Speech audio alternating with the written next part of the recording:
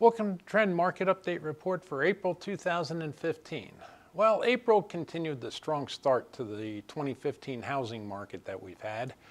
Sales compared to last April were up 12%, and the median sold price was up 5% over last April.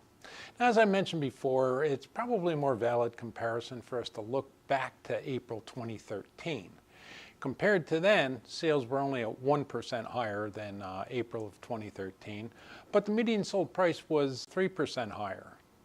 And year to date, compared to last year's sales are up 13% and the sold price 4%, and compared to 2013, sales are still 7% higher than they were in 2013 year to date, and the median sold price is 4% higher. So we're off to a really good, strong start. And if we can continue at this pace, we're going to be back to pretty much a normal market. Year to date, the sales totals are the highest that they've been since 2007. That's before the bust and the recession and the recovery and everything else. So sales are at their highest level since 2007, and the median sold price is at its highest level since 2010. The one thing that's really impeding the market a little bit is the lack of inventory. And even though when we look at the inventory level, by historical standards, it doesn't seem like it's too bad. But more than 10% of our inventory consists of bank-owned foreclosures or short sales, which just aren't appropriate for many of the buyers out there in the market. Even so, the inventory doesn't seem all that bad. At least the numbers in the inventory don't seem all that bad. And to get more inventory on the market, it's going to take a while. One of the things that you think about is people putting their home on the market doesn't necessarily increase the inventory, because most sellers are also buyers.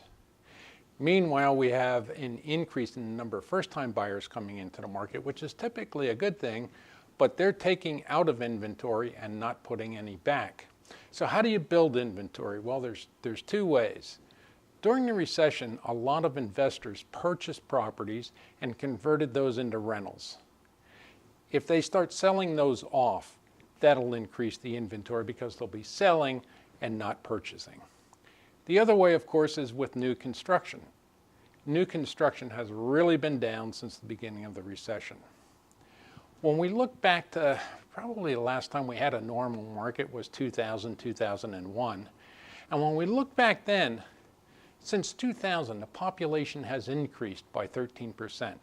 That's 37 million more people that we have in this country than we had back in 2000. Meanwhile, home sales have dropped by 6%.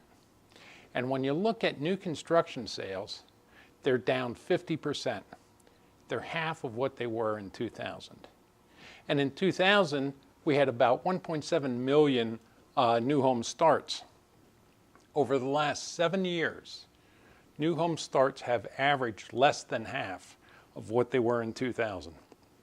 So we have a long way to go, and with increased regulation, it makes it more difficult for builders to get permits. Builders also have a serious labor shortage of skilled trade people.